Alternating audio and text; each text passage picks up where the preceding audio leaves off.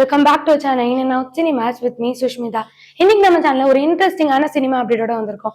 அது எதை பத்தின அப்படின்னா கல்கி மூவி பத்தின அப்படின் தான். கல்கி மூவி 27 ஜூன் 2024 ரிலீஸ் ஆச்சு. அதை தொடர்ந்து இன்னையோட 5 நாட்கள் ஆயிடுச்சு. இந்த படத்தோட பாக்ஸ் ஆஃபீஸ் கலெக்ஷன் தான் நம்ம பார்க்க போறோம். இந்த படத்தோட டே 1 கலெக்ஷன் 191 crores. இந்த மாதிரி ரொம்ப மேசிவான ஒரு கலெக்ஷன்னே சொல்லலாம். இதை தொடர்ந்து 5வது நாள் இன்னையோட கலெக்ஷன் என்னன்னா 555 crores ரீச் ஆயிடுச்சு.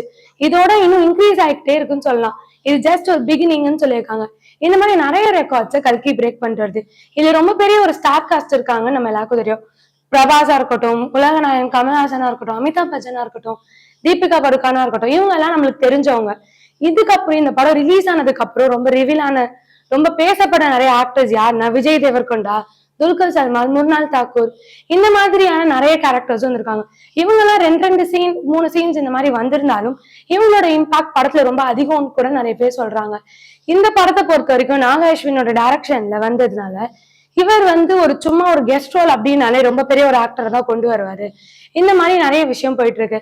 இந்த படத்தை ஏன் சூஸ் பண்ணீங்க அப்படின்னு அந்த காஸ்ட கேட்டீங்கன்னா, எல்லாருமே மேக்சிமம் சொன்னது என்னன்னா, இந்த படத்தோட செகண்ட் ஆஃப்காக தான் நாங்க சூஸ் பண்ணோம். செகண்ட் ஆஃப் அப்படின்றத தாண்டி இந்த படத்தோட ஃபர்ஸ்ட் பார்ட்டோட செகண்ட் ஆஃப் கிடையாது, செகண்ட் பார்ட்டுக்காக. இந்த செகண்ட் பார்ட்ல ரொம்ப பெரிய ஒரு இம்பாக்டே இருக்கும், இதுக்காக தான் நான் இந்த படத்தை ஒத்துக்கிட்டேன் அப்படின்னு நிறைய பேர் சொல்லியிருந்தாங்க. ஃபர்ஸ்ட் பார்ட்டே இப்படி இருக்கு, இவ்வளவு விஷுவல் எஃபெக்ட்ஸ் இவ்வளவு கிராண்டா இருந்தது, செகண்ட் பார்ட்ல இன்னும் மேசிவா இருக்கும்னா எப்படி இருக்கும் அப்படின்னு ஃபேன்ஸ் கிட்ட ரொம்ப பெரிய ஒரு எக்ஸ்பெக்டேஷன்ஸே இருக்கு. அதை தொடர்ந்து இந்த படம் இந்த வேர்ல்ட் ரெக்கார்ட்ல நிறைய விஷயத்த பிரேக் பண்ணுது. நார்த் அமெரிக்கால ரொம்ப அதிகமான ரீச் ஆன படம் பாகுபலி 2, RRR அப்படின்னா ஜவான்.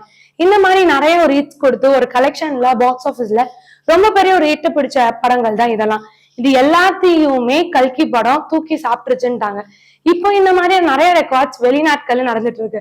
ஆனா நம்ம இந்தியால என்ன இருக்குன்னா, ஜவான் படத்தோட ரெக்கார்டை இன்னும் கல்கி பிரேக் பண்ணல. ஜவான் படம் 7 நாட்கள்ல 1000 கோடிகளை தொட்டுச்சு.